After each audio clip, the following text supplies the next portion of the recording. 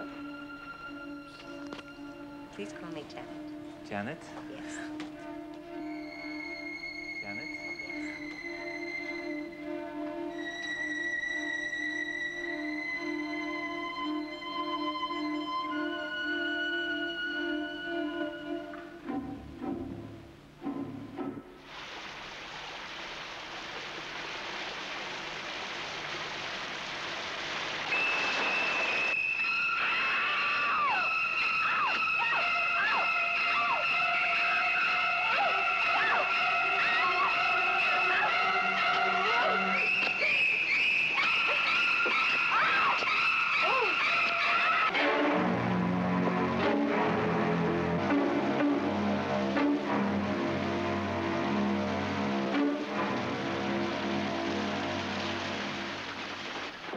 C'est l'une des scènes les plus célèbres du cinéma.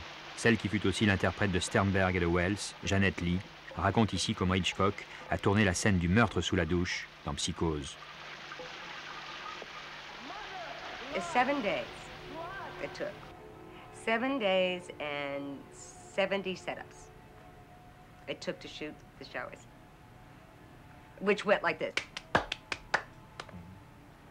How are you positioned, for instance, for that famous shot where you're finally dead and you have your face on the floor and you lit very sharply? And do you know which one? Oh, I mean? yes, of course. The camera starts here on the eye and pulls back and gradually, you know, includes the whole scene, then the shower, then the whole bathroom until very high.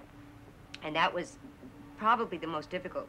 And so I tried to get that, you know, kind of glazed, non-seeing look, and which was the most difficult. And then he would start at the shot, and technically it was a difficult shot, you know, because the focus and everything. And they anyway kept going back, and they didn't have the instant focus as they do now. And then when he felt that the camera could not see me, he would go like that, and I could blink.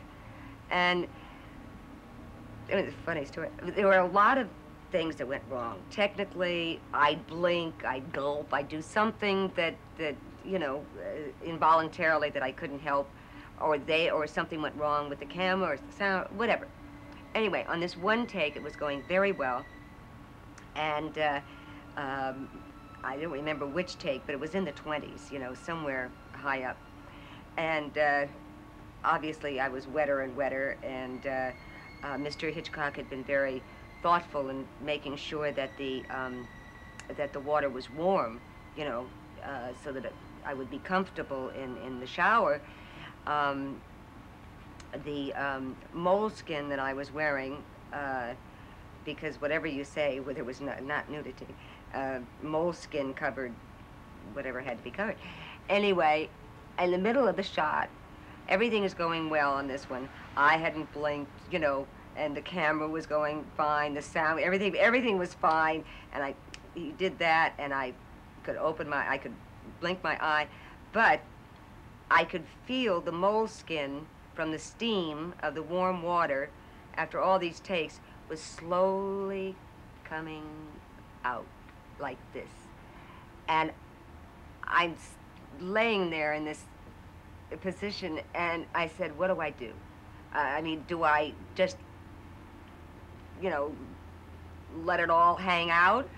Or do I be the modest maiden and ruin it, and we have to do it again? And I thought, oh, to hell with it. I said, nobody's going to see anything they haven't seen before, and I'm not going to do it again if I don't have to. So the guys on top got a good view. Did Hitchcock appreciate the professionalism? Yes, he did, as a matter of fact. See, the camera couldn't see it because it was below the top of the bathtub. But the guys up there could. Incidentally, there were a lot more guys up there than normal on the days of those shower scenes. And the opening scene with Gavin, with the half bra and the slip. All of a sudden, there were so many electricians and there were so many people up in the gaff. You know, I couldn't believe why all those people up in the catwalks. Did that bother you? No. What did Psycho do to you, or did for you? Well, one gave me an opportunity to work with another master like Mr. Hitchcock.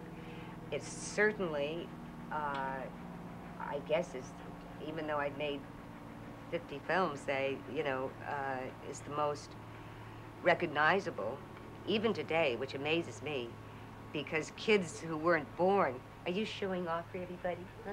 Are you showing off? That's a point. For kids who weren't even born when Psycho was made or released, come up. Oh, that's not allowed. The Hayes office would not allow that, Fred. Fred, you naughty boy. That would be a first on French TV. Yeah. Anyway, I forgot what I was saying. I got all. What was I saying?